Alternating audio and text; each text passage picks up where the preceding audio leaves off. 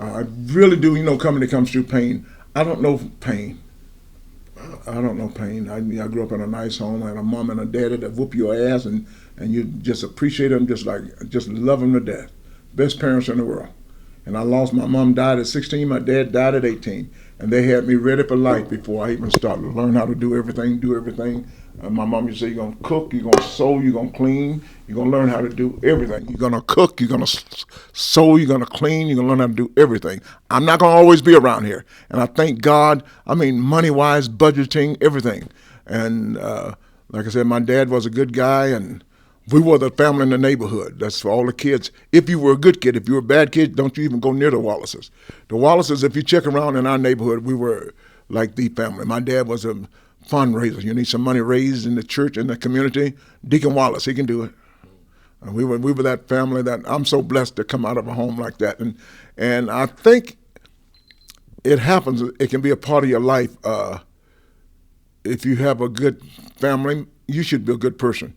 There's always somebody go astray, but most people that come from good families, they tend to be better every generation. Yes. And you were the oldest, of course. No, I was a baby.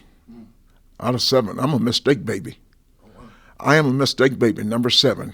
How about that? I come from a huge family. Both my grandmothers had 21 kids, and that's 42 kids. And I saw my grandmama last week, and she's pregnant right now. I'm making sure we're not over-modulating. We're just. Are we okay? Doing the, yeah, we're perfect. Because I'm talking loud for no reason at all, and you're sitting next to me. All right, let's have fun. How much time are you giving? You got 18 minutes. 18? At the most. Okay, so it's 1:48. All right, so let's see what happens. Hey, this is Mike from Reelblack TV, and this is a great honor and a privilege. We have a lot of comedians on the show as guests, but we've never had someone sincerely the true OG of comedy, the king of Las Vegas, Mr. George Wallace, here with us today. Stop it! You just making up stuff. What? No, sincerely. We had a viewer, one of our big fans, Betty Leecraft. She found out you're going to be on the show, and she said, say hi, that you were the true OG. And I am old. OG just stands for old. When the legend, George, that stands for a lot of things stand for old. I am old. I'm so old. You don't know. I'm so old. I remember when people got fired at their jobs, and they went home and they came back, and they only shot one person. That's how old I am. Oh, God. All right. That's old, lady. I'm so old. You're not going to, because you're too young to know this joke. I'm so old when people used to fly on airplanes, they used to tip the flight attendant as they leave the flight. You didn't know that, did you? I never saw that happen. Wow, you're so old that you knocked the sound card off the We did. table. Can they still hear us? You may not have to get up. I don't have that much faith. You're the one with all the positivity and I think faith. I think everything is just fine. Ladies and gentlemen, everything is good. It's all the positivity. But I don't know who did that. It's all good, and we're still looking good too. All right, so you're still old. You never age. Now that's as far as we go with the old thing. Okay, now you can cut it off. Well, anyway, Betty, you've been here for 30 minutes and you already called me old like 3 times. You said I was a legend. You said I was OG. Huh? It's all good. He farts dust, ladies and gentlemen. Yes. George Wallace is a comedic treasure, and tell him I said so. He preceded so many others. Glad he's still going strong. So what's the secret to longevity? Secret to playing so many crowds? I'll give you one as we talk. Here's Madagascar is playing. You can see it in the mirror. Oh my. Chris Rock. I did a documentary on Chris Rock when I was in college, 1989. Really? Yeah. Before he blew up, we were walking, preparing for the movie, and he said, "At this point, my biggest dream is to be like George Wallace, to be able to go to any city and sell out and just be consistently funny." He said George Wallace and Gil Scott-Heron were his role models. He always saw himself as a cult comedian, never someone that was going to be a massive takeover, but could make any room of people laugh at any time in any city. And to this day, he's still one of my great buddies, my great friends. We were just together last Saturday at Jerry Seinfeld's 65th anniversary. And he told the same story. We just want to do, and he's such a great kid. I just love him. I know when he started, and he would come into the clubs and watch me and all of that, and he's making all the money in the world. I'm making a lot of money too, but it's all good. We're just having fun, and life is good. And the longevity of doing comedy is loving what you do. This is my sex and my drugs. I mean, you talk about you having a passion for something.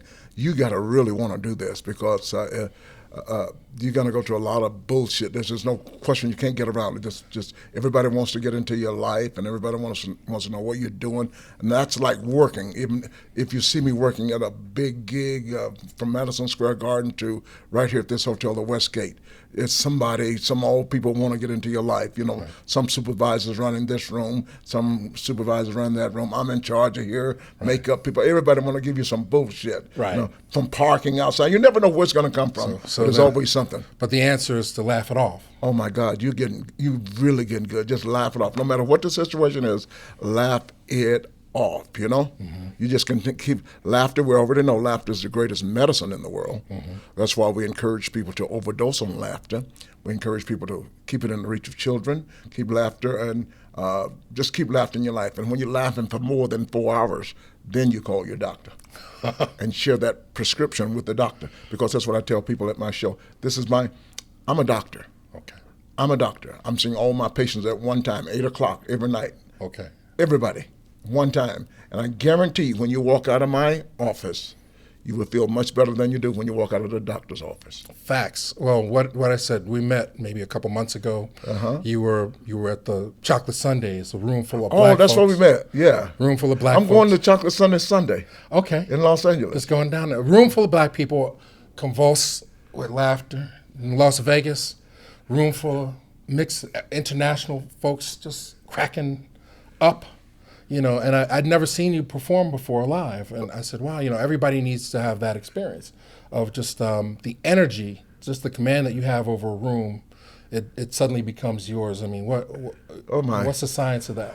I don't know the science of that. They just said that last week. As I told you, I was with Chris at Jerry Seinfeld's 65th anniversary. Mm-hmm. And we had Howard Stern in the room. We had Bill Maher in the room. We had David Letterman in the room, Martin Short in the room, Steve Martin in the room.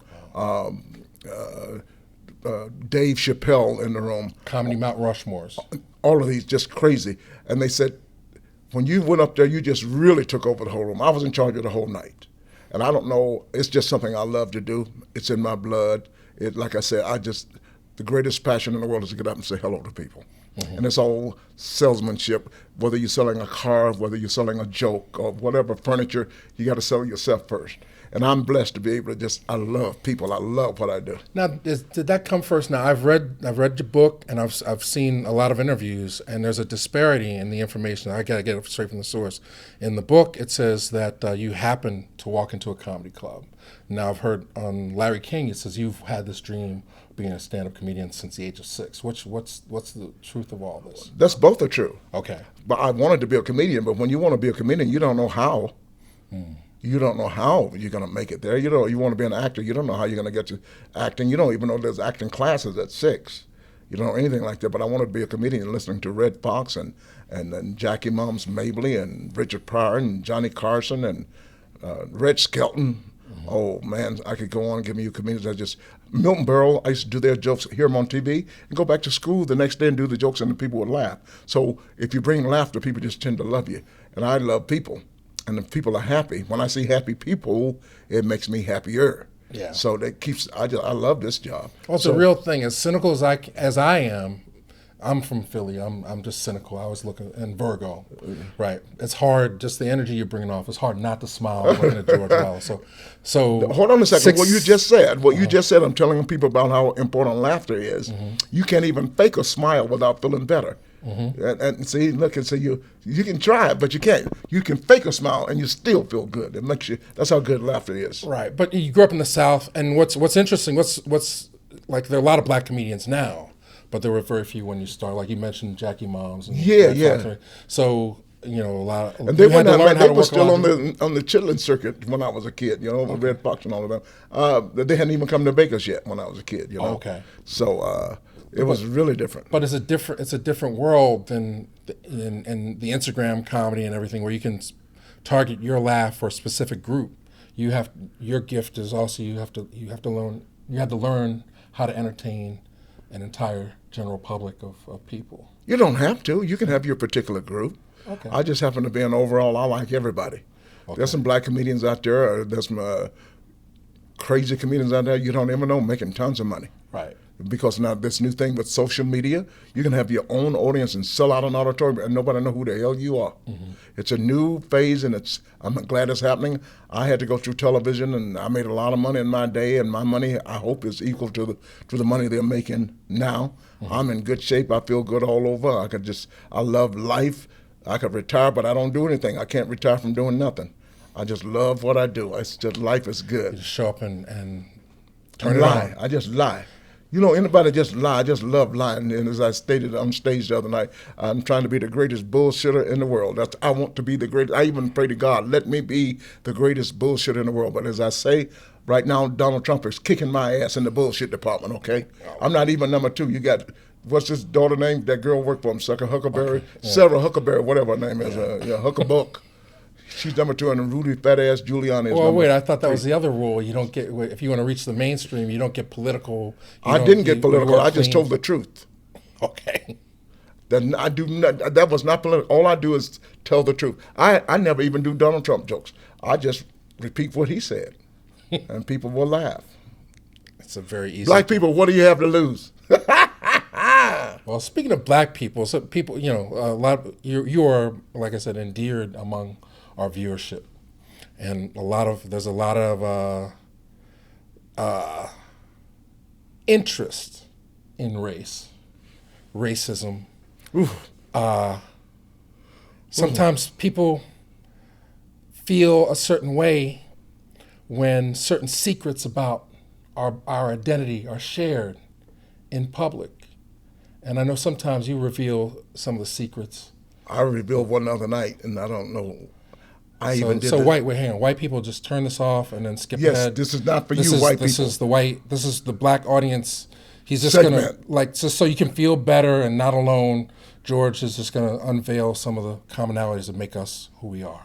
White people, we'll be right back. Now, let me tell you something, okay? Like the dish rag. White people don't know about the dish rag. The dish rag in the kitchen. You're from Philly. Yeah. Even, Yo Momma. They from the South, You know what they did with that dish rag? They wiped everything. Could be this table, they wipe it. You drop something on the floor with that dish rag, they wipe it up with that dish rag, right? The windows, you wipe the window with the dish rag. Everything you could touch. Food on your face, your mama take that dish rag and wipe your face with it. Yeah. And if you do something wrong, she'd take that dish rag and snap and pop your ass with it. It was for discipline too. And it dries up underneath the sink. It has a little curve. Then the next, I won't go that, it's a certain place we go to with the secrets, okay? Now you're letting everything out. Pretty soon you're going to tell them about when we had breakfast and we had food left over, we just leave it on top of the stove. And you go out and play and you run in and you grab a piece of leftover bacon. Don't tell them how many flies has been on it by the time, right? But It was good. We're not dead, are we? No. Well, and the big can of bacon grease that's out by the stove now. And fish grease too. Now you want to get into that? Yeah, tell it all. Let people know. They don't need to know this. This is still our secrets. Okay. Pretty soon they're gonna want to know about. They're finding out everything. They didn't know. 30 years ago, we were eating chicken wings all our lives, right? Mm-hmm. Now they found out about chicken wings. And now they got the Wingstop. They got chicken places, pizza place selling chicken wings now. Mm-hmm. We knew about stuff like that. Now they eating it. Right. Now they even getting into the oxtails now. They're at the hotel here in Las Vegas. 12 o'clock midnight, big special, oxtail. Everybody waiting in line to get the oxtail. So white people are learning about some of our secrets. We know about some of theirs. They gave us the carrot cake, okay? Okay. We didn't know about carrot cake until 20 years ago. So thank you, white people, for the carrot cake. Now they're learning some of our secrets. They learned about the monkey bread, and they learned about, but we didn't tell them about the Sakatumi cake yet, so they don't know about that. Cake. Well, Patti LaBelle, she let us see that. Well, Patti LaBelle's got the sweet potato pie, and I talked about that on stage the other night. And she's selling the sweet potato pie. White folks, turn your TV off. Y'all eat pumpkin pie. It's about sweet potato pie. How much is she selling that pie for? $3.48, right? Oh, and so if you go to any grocery store in the world, by the pan and the crust, it's $2.48. So if whatever patty is real good, I hear. Mm-hmm. So, but she only putting $1 worth of shit in there. Let's just face it, tell the truth. Whatever she doing, she putting $1 worth of shit in there. $3.48, $2.48. Mm-hmm. It's all good. I'll talk about more. You need to listen to me. I'll talk more about that later. Well, it tastes good though, because you got some cinnamon in there. I told you about that. You don't know this. You put cinnamon brown sugar on anything. You can put cinnamon brown sugar on liver. I don't know. Okay. Even before you have oral sex, just sprinkle a little cinnamon down there, and you'll be fine. That's the punch. You'll be fine. Some of the punches. You got to go see him live at the Westgate. Or I'm at the Westgate right now. Wherever I'm on the weekends, I'm all over the world. Yeah. I go to Philadelphia. I go to Atlantic City. I was just in Cleveland. I'm in every city in America. Houston, Texas, doesn't matter. Friday night, Saturday night, I do concerts everywhere. Right. At the Playhouse in Cleveland, at the State Farm Arena in Atlanta. 10,000, 12,000. We work, man. Yeah, no question. No, I mean, but the other thing, you were a salesman, stand-up comedian, but you damn well could be a motivational speaker. I would like to do that. I would very well like it because I teach the young kids, especially at colleges these days. It's good to have input on lives so you can live a better life. As Joel Osteen, live a better life now. As Les Brown, live your dreams. It's always good to live your dreams and do what you want to do, and you can make it. Kids go to college and they get out and they got good grades in engineering. That may not really be your bag. You might want to be like I got a friend now, engineer. He said he was the worst engineer in the world, but he loved telling jokes. A.J. Jamal, one of the greatest comedians in America right now. You got Jackie Fabulous. A lot of kids out there just studied it in school and they wanted to do comedy. Make sure you enjoy your life.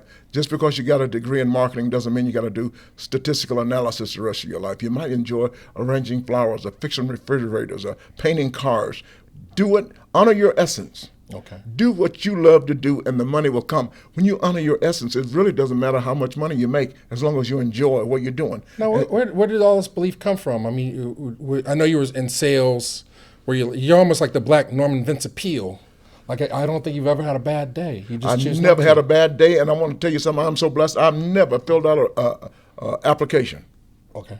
That's how good life has been to me. Go and present a pack. I want to do this. I want to do this.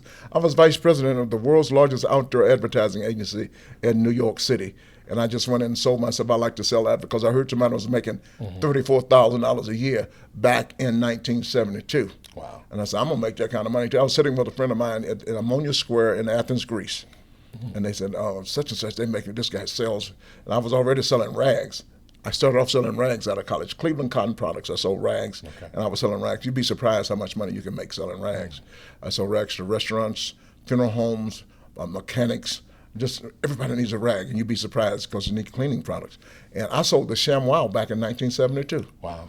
It was a yellow cloth. It was a blue cloth when I had it. Right. And I sold it to, one day I made $3,600, and one day I sold it to a company called Earl Scheib. Wow. Because mechanical shops, they were using just regular rags, old rags. Okay. And I said, I can cut you a rag, a brand new cloth every day. And it was the ShamWow, and we didn't have a name for it. And I said, it's reusable. You can just wash it and reuse it again.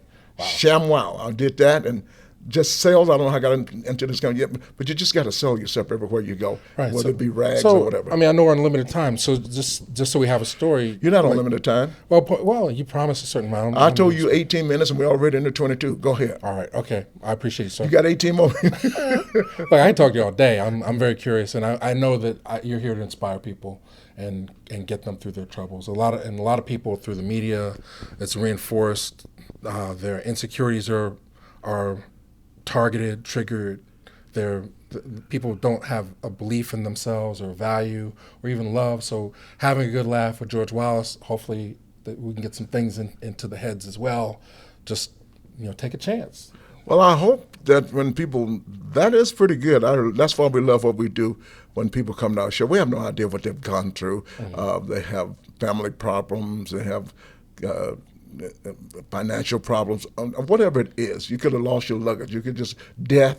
Mm-hmm. The greatest, as much money as we make, the greatest compliment we can get is when somebody comes up and say, Mr. Wallace, my husband died 3 years ago, and I just want to thank you. I needed that laugh.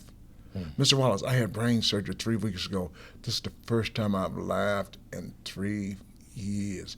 This means a lot to me. Mr. Wallace, never heard of you before, but I got you now. Thank you so much. You get all kinds of compliments like that you wouldn't believe. That would just stop you in your track, and people come up and shake your hand. I've been in this city for a long time. I've seen every comedian, but I've never seen anybody like you. I think it's just really, really great to get those compliments and to be able to do it the next night and the next night. Right. And then I'm so blessed that I can just talk to people in any way, and I talk about anybody and everybody, wheelchairs, I don't give a damn, but I'll never embarrass anybody. And everybody wants to laugh. Right. You start talking about a lot of people and leave somebody out, after the show, they'll come up and get you. You didn't do any Jewish jokes. Throw my ass. Mm-hmm. But it's fun when somebody complains that you didn't talk about them. Yeah. Right. As you know, it's... Well, a lot of comedians are unhappy. And, we talked to Patrice O'Neill at one point, and he was saying, audiences don't know how much work is involved in keeping the energy going in a room, and just maintaining the focus at the center of the stage, and then also moving the attention from different parts so that everybody feels involved in it. But it's like, if one new joke doesn't work, it could mess him up for the rest of the day because the energy that you put out at the end of a show. A lot of people do that. My personality is that if I do a new joke and it didn't work, I'm stupid enough to say that was a new joke I thought I'd throw out. Mm-hmm. And that's exactly what I'm going to do, is throw it out. I'm smart enough to... Well, you keep your pad. And I have a yellow pad with me most of the time. And if I have that yellow pad with me, I got a lot of new jokes. And some of them are not going to be good. Fortunately, the jokes that are not good on my yellow pad could be the better joke of the night. Because I'm doing jokes like, joke number 1, I got to do these new jokes. I got some of them funny, some not. I don't give a shit. I got to do these new jokes. I did it on Arsenio Hall one night. I got to do these new jokes. I'm doing Letterman next week. I got to make sure they work, right? So I do joke number 1, work real good. Joke number 2, they go, work real good. Joke number 3, needs work. Write it on the pad, needs work. And the people laugh at that a little bit and go, joke number 4, kind of funny. Joke number 5, joke's funny, audience sucks. They go crazy. And sometimes I go away to do my act. They go back to the yellow pad. So we're writing new jokes now. So that's my personality on stage, is to do a joke. If it doesn't work, it's okay. We just have fun. The most important thing is just to have fun. If the joke doesn't work in my head, just keep on moving. Sometimes they don't know it's new. And then even if they do know, you got somebody, there's only one joke. You got a lot of good jokes to cover. Right. So what's your creative process? Where does all the creativity come from in your belief system? Where does the jokes come from? Dude, I'm so blessed. My jokes come from me just walking up. My jokes come from the energy off the audience. When I see people in the audience just walk in, as you know, people come to my show late. I have to stop my show in the middle of the show just to greet these people, to make sure they're happy, because they're scared, they're easing down, and they know they're late, but it doesn't matter. Sit down. And as I tell them, you can come to my show 10 minutes before it's over. As long as they paid to get in, fine with me. And I have fun with that. And my job is to make everybody comfortable. I'm your old uncle. Just come on in and sit down and sit at the table. Right. The feast of the Lord is going on. Let's just eat and just have fun and just love each other. Okay. Well, you're definitely spiritual minded, religious minded. Yeah, definitely. I come out of church. I went to church too much. I love, as in the Bible says, I love this, do unto others as you have them do unto you. Just as simple as that. This would be a greater place in the world. Why can't people just go? They call it the golden. Stop. You grew up in the South in the 50s and the 60s. All the video and stuff that I've seen, black people was getting their butts whipped. How come? And I was a part of that too. I marched with Dr. King. I wasn't up front, but I'm from Atlanta. It was horrible being black back then, and it's horrible being black right now. You didn't know. You didn't know. It was horrible, because I don't think I was never in one of the marches where people were beaten, unless I ran so fast that I didn't know they were beating them. I was gone. I was back in North Atlanta. But yeah, it was North Atlanta. I was in Buckhead. That's where I'm born and raised. I'm nowhere near Ebenezer. No, I was at Martin Luther King's funeral, though. I got a photo of that if you need to see. I was at his funeral, yeah. Tell people, OG, tell people what that time was like. Well, listen, some people don't understand and laughing, using laughter to survive. That's the one thing that we don't see when they have all these movies, Selma and marching and this one and that, how laughter helped keep the movement going, and along with the singing. I think Dr. Andrew Young talked about that, even when they had the marches and things like that, and they get back to the hotel and they laugh about some incidents, and even like, man, he hit you hard, things like that. So you got to keep laughter no matter what you do. And I don't know the history I know about it, even in slavery days. On the slave ship, they were doing Yo Momma jokes. Yeah, Yo Momma, who did that? Yeah. Your mama, so old, your mama so ugly, you so black, whatever it was back in the day. Right. But on the buses. On the buses, you just had to keep laughter. Matter of fact, you have never gone through life. Look at the Jews. They are into the comedy also, what they've gone through, And I guess the more, what do you call it, the agonizing moments of just terrible times, you have to come out with laughter. Right. So, and not to disrupt, just bringing a little more back for you. The 60s were coming up, marching, and I know you have a story about Dr. King. Well, yeah, in the 60s, marching, and fortunately, I'm from a great town like Atlanta, and Atlanta was always a great city for, they call it a city too busy to hate right now. And you remember the movie Driving Miss Daisy, where but the Jews, they all started the NAACP.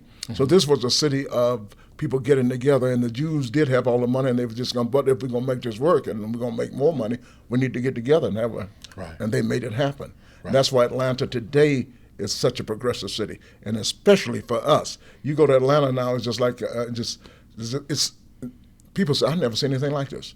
Years ago when your parents were born, they went north.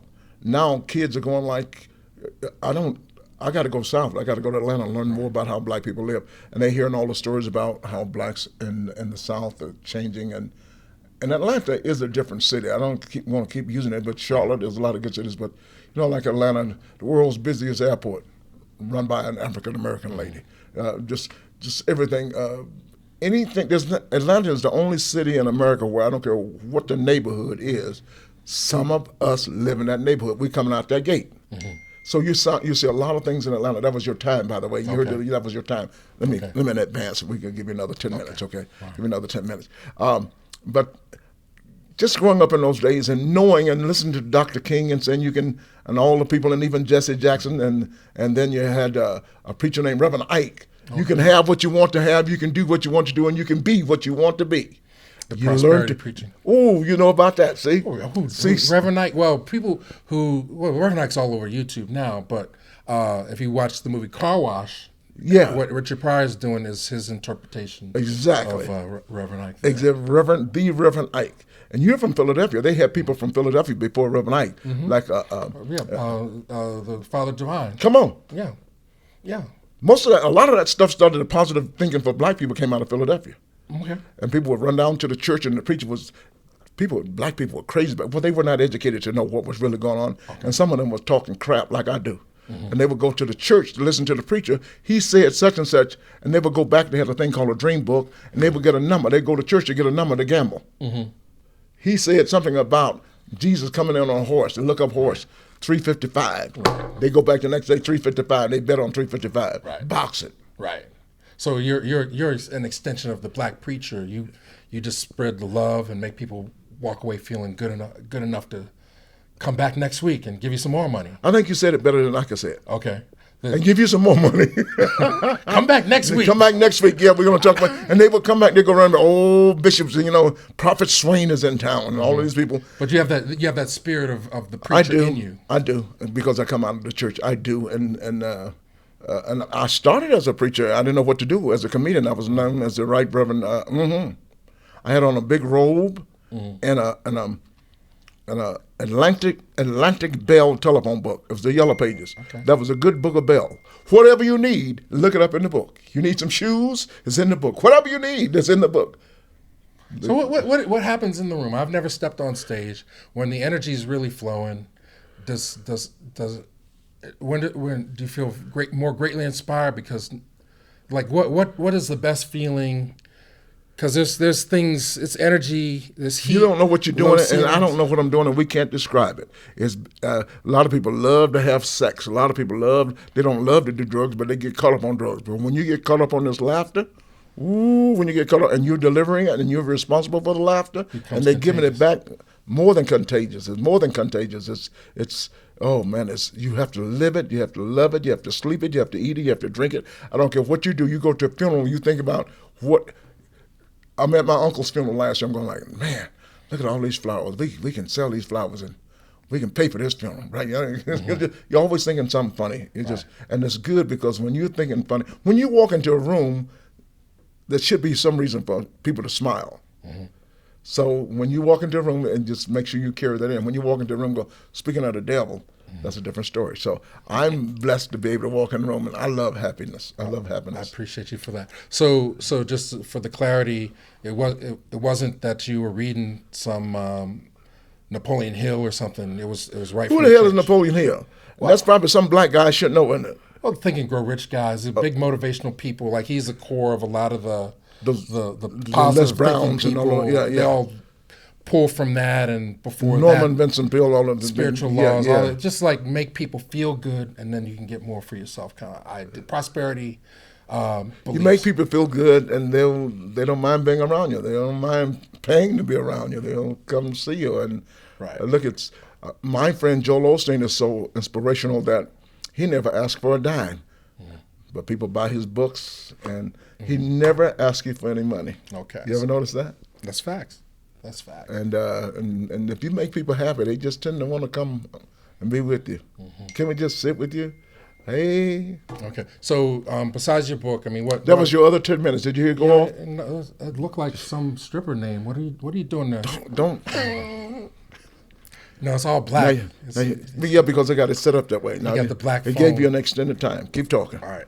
Well, no, I don't. I'm done. I mean, you're not done. I'm not coming down here for no 10 minutes of talk. You're gonna keep talking. Okay. All right. Your mama jokes. You ripped comedian Rob G a new one. Well, y'all went back to back. I know it was filmed. I hope somebody gets to see it. It was filmed some way. I felt so bad for Ron that night. He's smart though. Mm-hmm. He is so smart. He filmed it and he cut it where it appeared that we both won. I was there. And wait a second. I don't care who gets the laughs. I'm the one taking the check home. I can take a joke. If you got a joke better than mine, God bless you.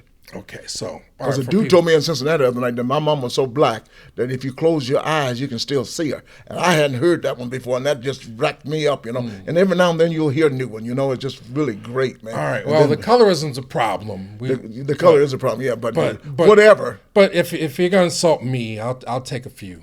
Well, no, I don't. I'm not going to insult you, and I'm not going to talk about your mama because, first of all, I never met the man. That's number one. Okay, I'm not going to talk about your mama. You know, but if you do see her, you tell her that they caught that rapist. Okay, so she can stop sleeping naked with the window open. Mm-hmm. Okay.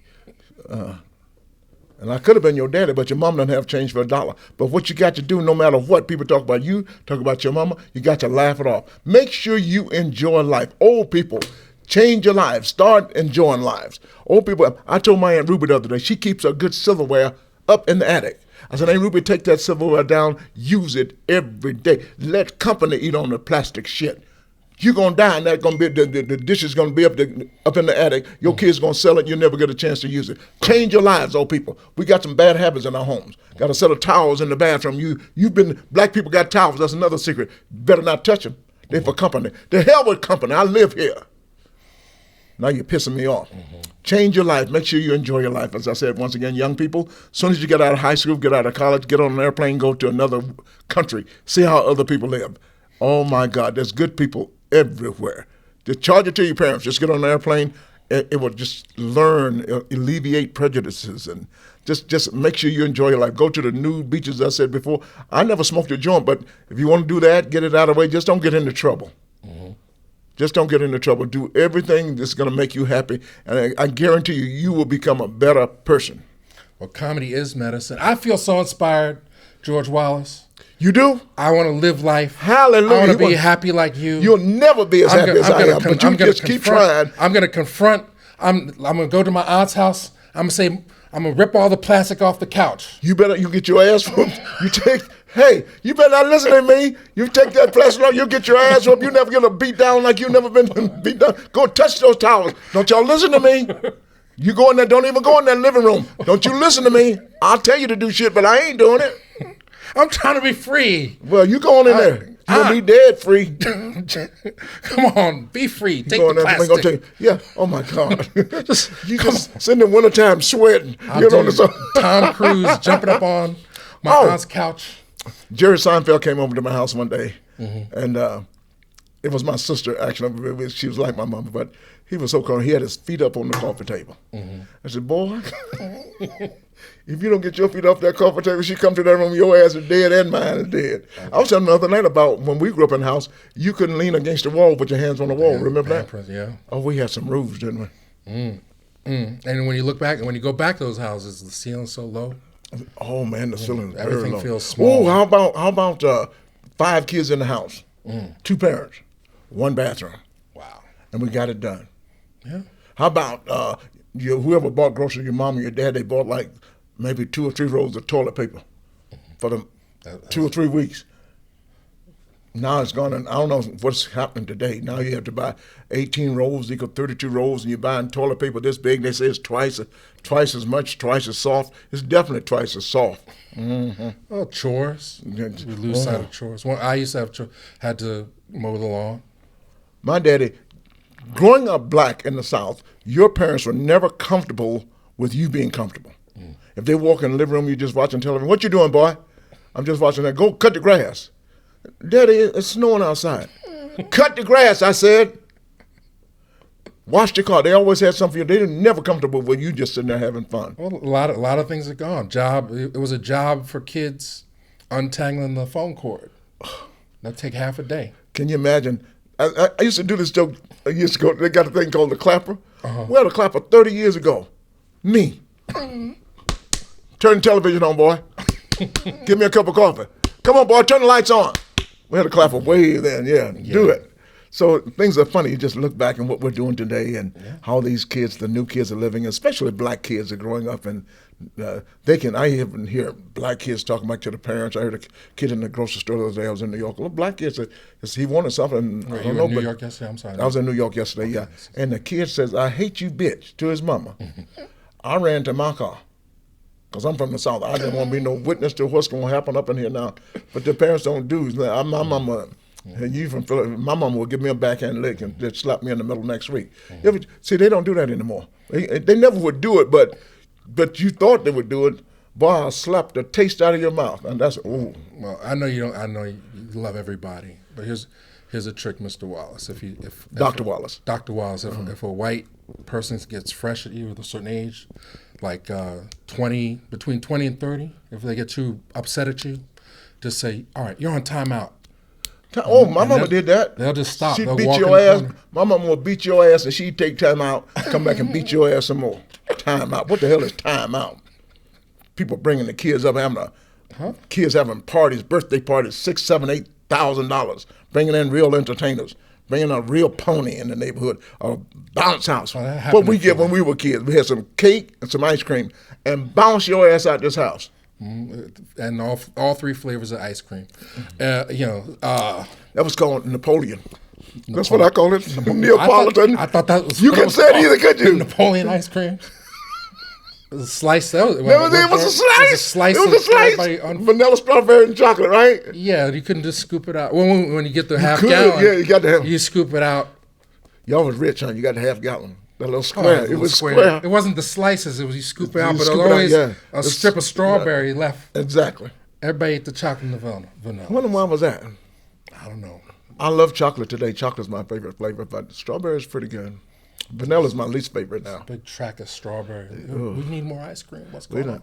Well, now, ice cream is so expensive now. Back in the day, you could get like a whole gallon for 99 cents. And if you come from the hood, you get iced milk. You won't know the difference. Eat it. Well, preach. Kool-Aid. Hey, Kool-Aid, everything. With extra sugar. With extra sugar. Oh, can you imagine? Unfortunately, that's why we have the diseases that we have today, what we ate back then. That's facts. We just ate anything and everything. We couldn't afford it, and we thought it was good, and it was good. Yeah. I was telling them last night on stage, I sure would like to have me a fried bologna sandwich, and then, when it, in the middle and the burnt part to the, wouldn't that be nice? And I said, then I should open up a restaurant where you have, all these hamburgers around America now, like where you got Shake Shack, you got Umi Burger, all kind of Five Guys hamburger, Five Guys. First of all, there's too many people touching my meat. Okay, but wouldn't it be nice? You may not be old enough to know this. Wouldn't it be nice to get a regular hamburger out of the skillet and put it on 2 pieces of white bread. bread. We called it light bread back in the day. And it's soggy with the Hamburger. oh my God, was that good? I could have one of those right now. I'm in. If you have a fried bologna sandwich franchise, I'll put your name on it. Wouldn't that be nice? White people would go for it. Of course. You have to double. You want a single or a double? Yes, they're going for everything else we got. And I said, why not? You know, jam sandwich. Oh, all that. peanut butter. Oh, my friend Seinfeld. Don't I start? I mention peanut butter. This guy is such an idiot. He's does every now as smart and rich as he is. He does some stupid shit. He loves peanut butter so much. The other day he was frying an egg, and he put. I walked out of the house. Peanut butter omelets. Something like that, yeah. I just walked out of the house. It wasn't one of the omelet, just folded it over, peanut butter and fried egg. That's just stupid right there. You looking at me like you might like it. It's a bit much. I don't like eggs or peanut butter, to be quite honest. You don't like eggs? I like Jerry Seinfeld. That's the only part of the equation. He's an idiot. Even in this book, he wrote in this book, only thing we have in common is we both like me. He's an idiot. He's doing stupid stuff. Well, that's what you can friends tell are him for. I said that's what friends are. And he's my for. best friend ever in the world today. That's why people finally, I'm the real George. If you like Seinfeld, I'm the real George. I'm his roommate for 13 years. I was best man in his wedding, and I'm the father of his kids. You need to know this. Okay. Well, I appreciate you so much for bringing the gift of laughter for so many, 4 decades now? 5 decades? 43 years. 43 years. Seinfeld and I started the same day. Wow. Catch a Rising Star in New York City. And we've been best friends to this day. I'm surprised he hasn't called yet. That was probably one of the bells you heard. I understand. And that's another reason I'm blessed. Out of all of the people I could have been friends with, God put me with the richest person in comedy, and we run the streets together every night. I'm funnier, but he's richer. I love it. Oh, I'm going to catch hell for saying that. Well, it doesn't matter. You told the truth at the beginning of this interview. You didn't tell a single lie. I'll make up a lie. What you want to do? Because I was talking like I was in Cleveland yesterday, right? You ever been to Cleveland? Not yet. I was there yesterday. It was in the 70s. Okay. Not the temperature, the decade. So I will lie. I love to lie. I was in Buffalo, New York. You ever been to New York City? Yes. I was in New York City yesterday, and it was so cold. Statue of Liberty took that torch and put it under her dress. But I love lying. I love just making up shit. I love it. I love it. Just lie. Well, you're living your best life. I'm living my best life. I'm gonna write a book. Also, I love to tweet, and right now tweet is completely different than the way I do a show on stage. Like Pat Oswalt was just talking about some of my favorite tweets, and I think I'm just talking and saying shit because I don't like to go to whack-a-mole because once. I'm embarrassed because one time some moles attacked my family and I didn't have a hammer to help and defend them. And other guy says he liked my best tweet. He thought it was shout out to your favorite coat factory, preferably Burlington. I'm just, but I love because I'm a rebel, Just catching people off guard. I just do things different. I'm a rebel. I just do, I'll pick my teeth with an ice pick and I'll pick ice with a toothpick. I do stuff like that. I'll eat pancakes out of cup and cupcakes out of pan. I do stuff like that. Okay. If I go to England, I'll eat French toast. Right. When I go to France, I'll eat an English muffin. I don't give a shit.